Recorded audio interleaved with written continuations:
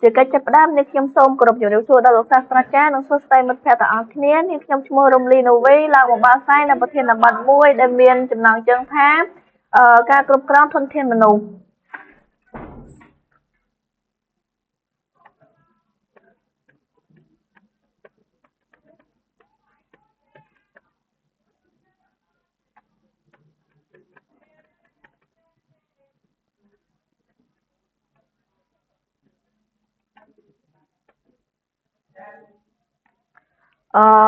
មួយសេចក្តីផ្ដើមចាប់តាំងពីអំឡុងឆ្នាំ1980មកការគ្រប់គ្រងធនធានមនុស្សគឺត្រូវបានគេទទួលស្គាល់និងយកចិត្តទុកដាក់យ៉ាងខ្លាំងពីបណ្ដាញ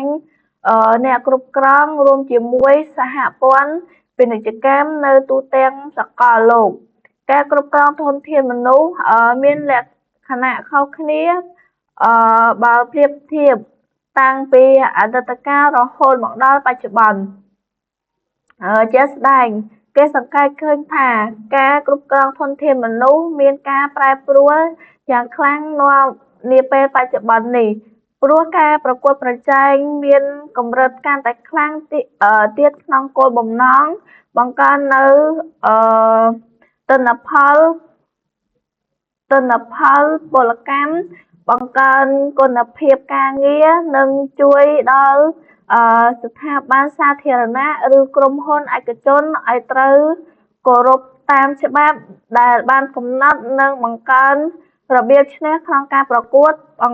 បង្កើនរបៀបឈ្នះក្នុងការប្រកួតប្រជែងព្រមទាំងអាចបិទបែនបានយ៉ាងឆាប់រហ័សស្របតាមការអភិវឌ្ឍនិងការផ្លាស់ប្ដូរអឺស្ថានភាពជាសកល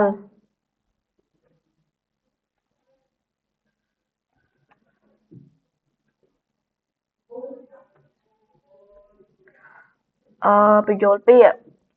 យថាការគ្រប់គ្រងគឺជាការសម្រេចជោគជ័យនៅគោលដៅរបស់អង្គភាព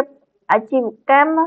ដោយប្រើប្រាស់នូវមុខងារសំខាន់4ដែលក្នុងនោះរួមមានការធ្វើផែនការការចាត់តាំងការដឹកនាំនិងការត្រួតពិនិត្យពាក្យថាធនធានមនុស្សមកពីពាក្យធនធាននិងមនុស្សយោងតាមវចនានុក្រមរបស់សម្ដេចសង្ឃរាជជួនណាតពាក្យថាធនធានមានន័យថាទ្រព្យសម្បត្តិរបស់ផ្សេងដែលគង់នៅរីឯមនុស្សមានន័យថាជន